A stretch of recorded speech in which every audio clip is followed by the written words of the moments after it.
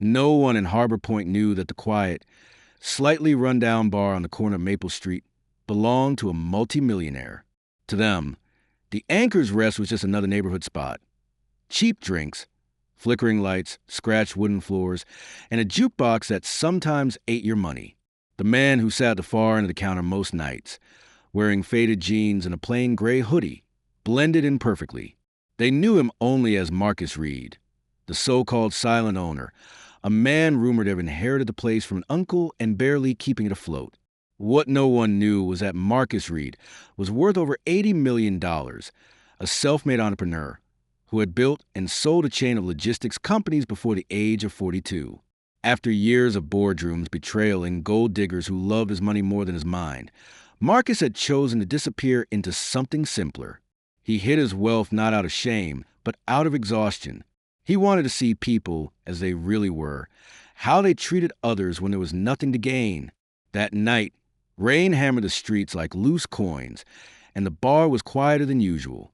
A few regulars sat scattered across stools, nursing drinks and complaining about the weather. The smell of fried food hung in the air, mixing with old wood and spilled beer. Behind the counter stood Aisha Thompson, a 26-year-old black waitress with warm brown skin, tired eyes, and a calm strength that came from a life that had never been easy.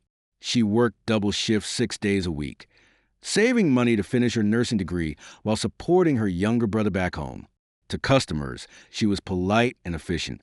To Marcus, she was something else entirely, observant, honest, and unafraid to speak when something felt wrong. Aisha had noticed Marcus long before she knew he owned the bar. He tipped modestly, never bragged, never flirted, and always cleaned up after himself. He watched people more than he talked, especially when conflict broke out. And conflict did break out often. Harbor Point was a town where frustration lived just beneath the surface.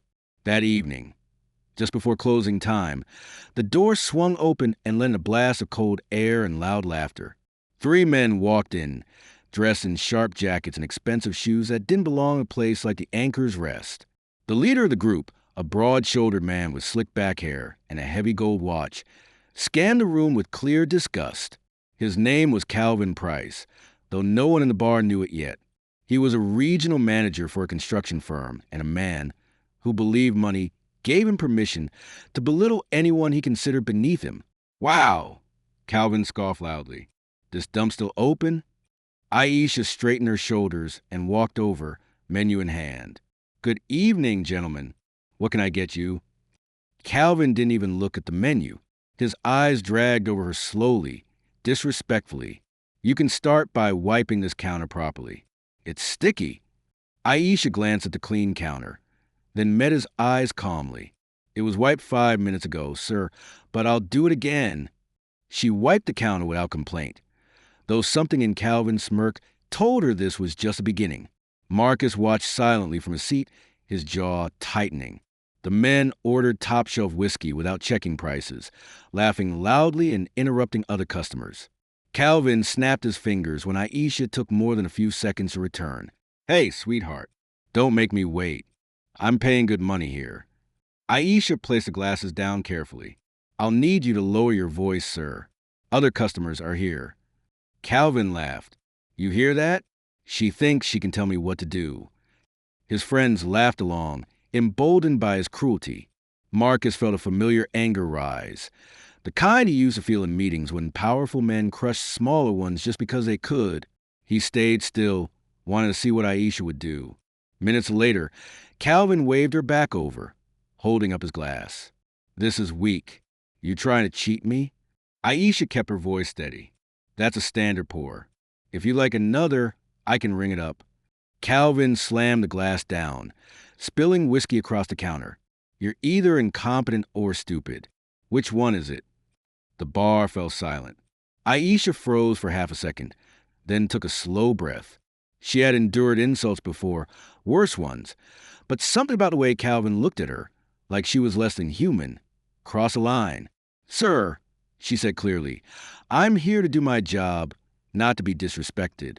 If you continue speaking to me this way, I'll have to ask you to leave." Calvin stood up so fast his stool toppled backward. "You don't tell me to leave. I spend more in a night than you make in a month. Before Aisha could respond, the bartender looked nervously toward Marcus. Everyone knew Marcus technically owned the place, but he rarely interfered. Tonight, he didn't move. He wanted to see who would stand up when it mattered. Calvin leaned closer to Aisha, his breath heavy with alcohol. Get your boss. I want you fired. Aisha didn't back away. My boss isn't here, and even if he was, I'd say the same thing.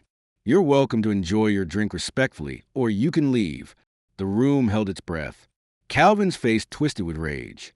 You think you have power because you pour drinks in a trash bar? He reached out and shoved one of the glasses off the counter. It shattered on the floor. That was when Aisha did something no one expected. She picked up the receipt book, placed it neatly on the counter, and removed her apron. Her hands trembled slightly, but her voice did not. That's it. I quit. Gasps rippled through the bar. The bartender whispered her name. Shocked, Marcus's eyes widened. Aisha looked directly at Calvin. No job is worth my dignity. She turned and walked toward the back, leaving the bar silent except for the rain outside. Calvin laughed loudly. Good. Less trash behind the counter. That laugh echoed in Marcus's ears like an insult to everything he believed. Slowly, he stood up. For the first time that night, he spoke. Actually, Marcus said calmly, you're the one leaving. Calvin turned, surprised. And who the hell are you? Marcus stepped closer, his voice still even. I'm the owner of this bar. The room erupted in murmurs. Calvin stared at him, then burst out laughing. You? Dressed like that? Don't insult my intelligence. Marcus reached into his pocket and pulled out his phone, dialing a number. Security, he said quietly. I need assistance.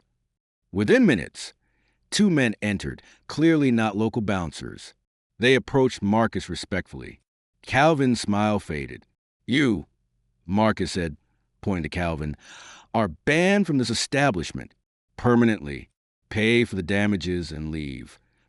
Calvin sputtered, but the guards escorted him out without another word. Marcus turned toward the back hallway where Aisha had disappeared. The bar buzzed with disbelief, but his focus was elsewhere. He had hidden his wealth for years to study people's character. But tonight, a waitress with nothing to gain had shown more courage than most executives he'd ever met. He walked toward the back, unaware that this moment would change both their lives forever. The narrow hallway behind the bar smelled of detergent and old paint. Aisha leaned against the wall near the storage room, her chest rising and falling as she tried to steady her breathing.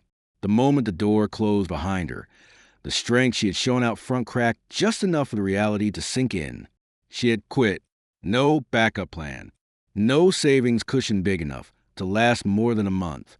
Her nursing textbook sat home beside overdue bills, and her younger brother's tuition payment was due in 2 weeks. Still, as fear crept in, one thought anchored her. I did the right thing. For the first time in a long while, she hadn't swallowed her pride just to survive. Footsteps echoed down the hallway. Aisha wiped her eyes quickly, straightening as Marcus appeared in the doorway. He no longer looked like a quiet bar regular. There was something different in the way he stood now, grounded, authoritative, calm in a way that came from being used to making decisions that mattered. I'm sorry you had to go through that, Marcus said gently. Aisha crossed her arms, keeping her distance. I didn't know you were the owner. I didn't advertise it, he replied. That's on purpose. She studied his face, trying to reconcile the man she'd served drinks to with the one who had just shut down a bully without raising his voice. Well, thanks, but it doesn't change anything. I quit. Marcus nodded. I know, and I respect that. That caught her off guard. Most bosses she would have begged her to stay or scolded her for walking out mid-shift. You respect me quitting? I respect someone who refuses to be humiliated for a paycheck, Marcus said. Not many people do that. Silence settled between them. From the bar, laughter slowly returned as tension faded. Life moved on quickly, for everyone except Aisha. I'm not here to convince you to come back tonight, Marcus continued. But I would like to talk. Tomorrow, maybe, on neutral ground. Coffee. Aisha hesitated. Years of disappointment had taught her to be careful. About what? About you, he said honestly, and about this place. She let out a small, humorless laugh. I don't see how I fit into your plans anymore. Marcus met her eyes. I think you fit more than you realize. The next morning, sunlight filtered through the large windows of a modest cafe across town. Aisha arrived early, wearing a simple sweater and jeans, her hair pulled back neatly. She'd barely slept, running numbers in her head, and wondering if pride had just cost her everything. When Marcus walked in, dressed no differently than usual, he ordered coffee for both of them and sat across from her. I want to tell you something, he began. But first, I want to be clear, I'm not offering charity. Aisha raised an eyebrow. Good, because I wouldn't accept it. Marcus smiled faintly. I figured. He leaned back slightly. I bought the Anchor's Rest 5 years ago. Not as an investment, as an experiment. An experiment? Aisha echoed. I wanted to see who people were when they thought no one important was watching, he said. I'd spent years surrounded by people who smiled in my face and stabbed me the moment money entered the room. I needed something real. Aisha listened quietly. You passed every test without knowing you were taking one, Marcus continued. You treated people the same whether they tipped big or small. You stopped fights. You covered shifts. And last night, you walked away when staying would have been easier. She swallowed. Easy isn't always right. Exactly, Marcus said. I want to rebuild that bar, not physically, culturally, and I want you involved. Aisha stared at him. You want to rehire me? I want to promote you. Her coffee cup paused halfway to her lips. To what? Floor manager, Marcus said. Eventually, general manager. She nearly laughed. You barely know me. I know enough, he replied, and I'm willing to know more. Aisha set the cup down slowly. I need to finish school. I can't work 70-hour weeks. Then we build a schedule around your life, Marcus said, not the other way around. For the first time since quitting, hope flickered, dangerous, tempting. Why me? Marcus didn't answer immediately. He looked out the window, watching people rush by. Because when that man humiliated you, you didn't look to see who had power. You became it. Weeks passed, and changes at the Anchor's Rest were subtle but powerful. Marcus remained low profile, but policies shifted. Disrespectful customers were warned once, then removed. Staff meetings focused on safety and fairness. Aisha stepped into her new role with quiet confidence, earning respect not by authority, but by example. Not everyone approved. One afternoon, as Aisha reviewed inventory, an older waitress named Linda muttered loudly, "Funny how some people fail upward." Aisha met her gaze calmly. "If you have something to say it to me." Linda crossed her arms. "You embarrassed a paying customer and got rewarded." Aisha's voice stayed even. "I protected myself. If that embarrasses someone, that's their problem." The tension spread, but Marcus noticed. He called a staff meeting that evening. "This bar will not profit off humiliation," he said firmly. "If that's an issue, you're free to leave." 2 employees quit that night. Business dipped briefly, then surged. Word spread that the Anchor's Rest was a place where staff were respected. Families returned. Musicians asked to play. The atmosphere shifted. One night, months later, Marcus overheard 2 customers whispering. "You know the owner's rich, right?" "Yeah, but he lets that black woman run the place." Marcus smiled to himself. Aisha stood behind the bar, laughing with a customer, unaware the battle still ahead, or the truth she had yet to discover about just how deep Marcus's secrets ran. By the time summer arrived in Harbor Point, the Anchor's Rest no longer felt like the same bar. The cracked stools had been repaired, the jukebox replaced with live music on weekends, and the walls now featured artwork from local black artists, portraits, street scenes, and bold messages about dignity and community. But the most important change wasn't visible. It lived in the way people spoke to one another, in how laughter replaced tension, and in how Aisha moved through the space with quiet authority. She had grown into her role naturally, not by demanding respect, but by earning it every single shift. Still, Success has a way of attracting attention, and not all of it was welcome. One evening, as the bar filled with a steady after-work crowd, a well-dressed woman entered, heels clicking sharply against the floor.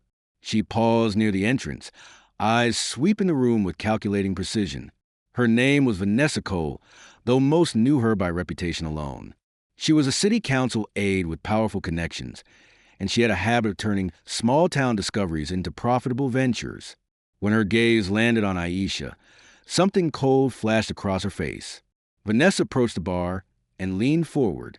"I'd like to speak to the owner." Aisha smiled politely. "I can help you." Vanessa's smile was thin. "I'm sure you think you can." Aisha kept her composure. "Marcus isn't available right now. If you have a concern, you're welcome to share it with me." Vanessa tilted her head, studying her. Interesting. A bartender with gatekeeping privileges. Before Aisha could respond, Marcus appeared beside her. "Vanessa," he said calmly. "Didn't expect to see you here." Recognition sparked in Vanessa's eyes. "Marcus Reed? I almost didn't recognize you. You're slumming it these days." Marcus didn't rise to the bait. "What do you want?" Vanessa gestured around the bar. "This place has become popular. The city's interested in revitalizing the block. New investors. New branding. We'd hate for you to miss out." "And what does that mean?" Aisha asked. Vanessa looked annoyed at being interrupted, but answered anyway. "It means certain adjustments. New clientele. Higher prices. Different staff." Marcus folded his arms. "No," Vanessa laughed softly. "You don't get it. You won't have a choice. Zoning inspections, noise complaints, licensing reviews. These things have a way of piling up." The threat hung in the air. Aisha felt anger rise, but she stayed grounded. "We follow every regulation," she said. "You're welcome to inspect any time." Vanessa's eyes narrowed. Confident. "I am," Aisha replied. Vanessa turned back to Marcus.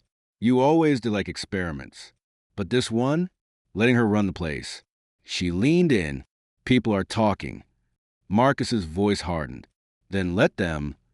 Vanessa smiled without warmth. "We'll see." Within weeks, the pressure began. Inspectors arrived unexpectedly. Complaints were filed. A rumor spread that the Anchor's Rest was unprofessional and unsafe. Business slowed again. Staff grew anxious. One night, after closing, Aisha sat alone at the bar, paperwork spread in front of her. Marcus joined her, setting down 2 cups of tea. "This is my fault," he said quietly. Aisha looked up. "No, this is what happens when people don't like change." Marcus hesitated. "There's something you need to know." He took a breath. "I'm not just a bar owner." Aisha raised an eyebrow slightly. "I know." He smiled faintly. "No. I mean, really no." Marcus pulled out his phone and showed her an article. Headlines filled the screen. "Logistics tycoon Marcus Reed returns to public eye." Pictures followed. Marcus in tailored suits, shaking hands with CEOs, standing beside private jets. Aisha stared, stunned. "That's you." "Yes," he said. "I built and sold 3 companies. I stepped away because power corrupts, and I wanted to see who I was without it." She exhaled slowly. "So this old bar was never about money," Marcus finished. "It was about truth." Aisha leaned back, absorbing it. "You could crush Vanessa with a phone call." "I could," Marcus admitted. "But if I do, it proves her point. That power wins." Aisha thought for a long moment. Then she smiled slightly. "Then let's beat her without it." The next week, Aisha organized something no one expected, a community night. Local families, artists, musicians, and small business owners filled the bar. Phones came out. Videos were posted. Stories were shared. One video went viral. Aisha calmly explaining why respect mattered more than profit. Comments poured in. Support exploded. City officials took notice. Vanessa returned, furious. "You went around me." Aisha met her stare. "We went with the people." Vanessa leaned close. "You think this ends well for you?" Aisha's voice was steady. "I know it does." As Vanessa stormed out, Marcus watched Aisha with something deeper than admiration. She hadn't just protected the bar, she had transformed it into a symbol. But power doesn't surrender easily. And Vanessa wasn't finished yet. The morning the final inspection notice arrived, the sky over Harbor Point was heavy with gray clouds, the kind that pressed down on the town like a hell breath. Aisha stood behind the bar, reading the official-looking envelope for the third time, her fingers tight around the paper. Final review. Potential license suspension pending outcome. It was the last card Vanessa Cole could play, and she'd played it without hesitation. If the bar failed this inspection, the Anchor's Rest would be shut down indefinitely, community support or not. Marcus entered quietly, already reading the tension in Aisha's posture. "So this is it," he said. Aisha nodded. "They're not coming to inspect. They're coming to kill it." Marcus exhaled slowly. "I can end this today." She turned to him. "By calling in favors?" "Yes." Aisha shook her head. "Then everything we built becomes a lie." Silence filled the room. Finally, Marcus nodded. "Then we do it your way." The inspectors arrived just after noon. 3 officials, clipboards in hand, faces neutral to the point of coldness. Vanessa followed moments later, heels sharp against the floor, confidence radiating from her posture. She took a seat near the window, watching like a judge waiting for a verdict. Aisha led the inspection personally. She answered every question without hesitation. Documentation was complete. Safety protocols were clear. Staff followed procedure perfectly. What was meant to be a takedown turned into something else entirely, a masterclass in leadership and preparation. One inspector frowned at his clipboard. Everything seemed in order. Vanessa stiffened. As the inspection wrapped up, the lead official cleared his throat. "There is no basis for suspension." The words landed like thunder. Vanessa stood abruptly. "That's impossible." The inspector turned to her. "Ms. Cole, repeated complaints without evidence can be considered harassment. The city will be reviewing your involvement." For the first time, fear flickered across Vanessa's face. She left without another word. That night, the Anchor's Rest was packed. Music poured into the street. Laughter echoed. The community had won. Marcus stood on a small stage and raised his glass. "This bar was never about drinks," he said. "It was about people. And tonight, I want to recognize the person who reminded me what integrity looks like." He turned to Aisha. "Aisha Thompson didn't know who I was when she stood up for herself," Marcus continued. "She didn't act for reward. She acted because it was right." The crowd erupted in applause. Marcus reached into his jacket and handed her a folder. Inside was a legal document, a partnership agreement. Aisha's breath caught. "Marcus, I can't." "You already did," he said softly. "You earned it." Tears filled her eyes as she looked out at the faces that had become family. "I'll protect this place," she said. "Always." Months later, the Anchor's Rest was featured in national news. Not for scandal, but for culture. Articles praised it as a model for ethical business and community leadership. Marcus remained mostly in the background, content to let the spotlight rest where it belonged. Aisha finished her nursing degree, but chose to stay involved, mentoring young workers and building programs that taught conflict resolution and self-worth. One evening, as they closed up together, Aisha looked at Marcus and smiled. "You hid your wealth to find the truth. And you showed me what real power looks like," he replied. Outside, the sign glowed warmly against the night. Not rich in money alone, but in respect, courage, and dignity.